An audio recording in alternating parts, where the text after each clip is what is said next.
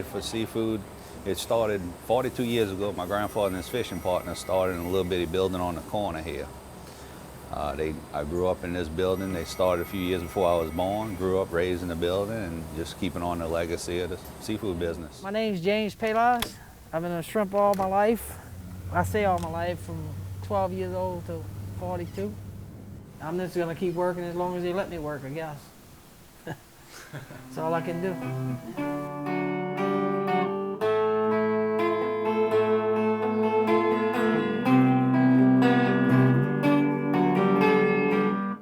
The fuel price is so high, the boats can't make a one-day trip. They used to be able to go out, do their trip, come in.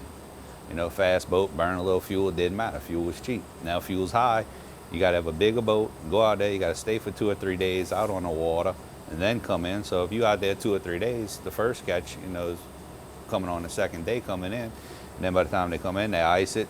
And then we try to separate when they come in. The oldest shrimp goes to the factory to be peeled. The freshest shrimp, they come to market. After Katrina, we come back, we ain't had nothing left. All I had was a truck and a boat with no motors, and had a few dollars enough to get a new motor to go back to work. And we went back to work, and we built ourselves back up. And now, then the BP oil spill come and pushed us back down again. But we're coming back again. We're trying, we're doing our best. Biologists right now doing study with the BP. That's the biggest concern right now with white shrimp. They're trying to watch, make sure that the reproduction did not get affected of white shrimp, because that's what was in spawn when the oil spill hit. We're losing so much marshland now, and they're not doing nothing about it. I'm the last one in my family to trawl. My uncle, I had 2 uncles, my grandpa, they trawl. They all quit already. One of them went into cutting grass for a living. The other one went into the oil field business. My grandpa, he passed away a couple of years ago. But this generation is I think it's gonna be the last generation of commercial fishing, because it's just too hard to make a living at it.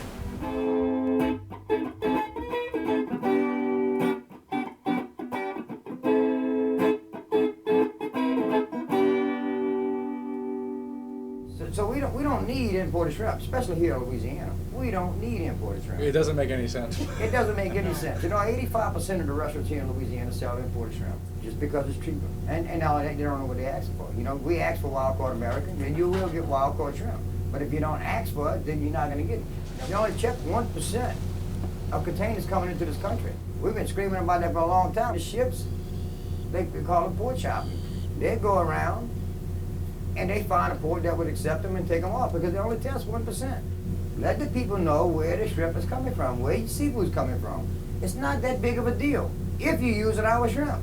If you're not using ours, then it is a big deal to you. Shrimp business goes up and down, and the price of seafood goes up and down. The market's up for seafood, but it's low on us. They must want imports. They don't want local shrimp. I don't understand it.